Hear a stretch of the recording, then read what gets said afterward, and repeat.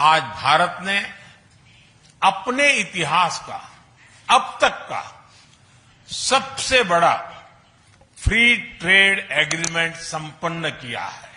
Free trade agreement समझते हैं, पर बहुत ही आसानी से। तो सबसे पहले समझो कि कंट्रीज ना आपस में ट्रेड करती है मतलब गुड्स और सर्विसेज खरीदती है और बेचती हैं।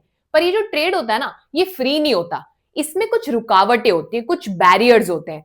बैरियर्स जैसे टैरिफ। तो टैरिफ का मतलब है टैक्स। तो जब आपने एक कंट्री से दूसरी कंट्री में कोई गुड भेजा, तो उस पर जो टैक्स लगता है उसको आप टैरिफ कहते हैं।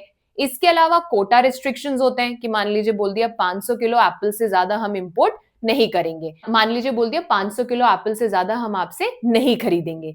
या फिर कई बार स्ट्रिक्ट रूल्स होते हैं कि लाइसेंस लेकर आओ, ये पेपर वर्क करना होगा।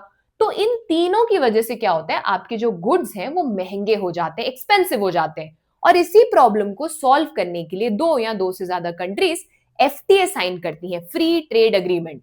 तो एफटीए के तहत इस टैरिफ को या तो कम किया जाता है या किसी किसी गुड पे एलिमिनेट कर दिया जाता है, और ट्रेड करने के जो रूल्स हैं उनको आसान बनाया जाता है। तो जब आप टैरिफ कम कर दोगे और ट्रेड करने के रूल्स को आसान बना दोगे, तो ऑब्वियसली गुड्स चीपर हो जाएंगे और ज्यादा ट्रेड होगा। पर कंट्रीज ना इसमें कुछ सेंसिटिव सेक्टर्स भी रखती हैं। अब सेंसिटिव सेक्टर्स का मतलब है वो सेक्टर्स जो कंट्री प्रोटेक्ट करना चाहती है, जिसमें बाहर से कंपटीशन नहीं जाती। तो मान लीजिए बोल दिया कि डेयरी और एग्रीकल्चर इससे अलग रहेगा, एफटीए से बाहर रहेगा, तो वो हो जाएगा सेंसिटिव सेक्टर। अब एफटीए का इकोनॉमी पर, कस्टमर्स पर और बिजनेसेस पर क्या इंपैक्ट होता है, वो मैंने पिन कमेंट्स में समझाया है, तो जरूर पढ़ लीजिएगा। और नेक्स्ट कौन सा टॉपिक समझना चाहते हो वो भी बताना।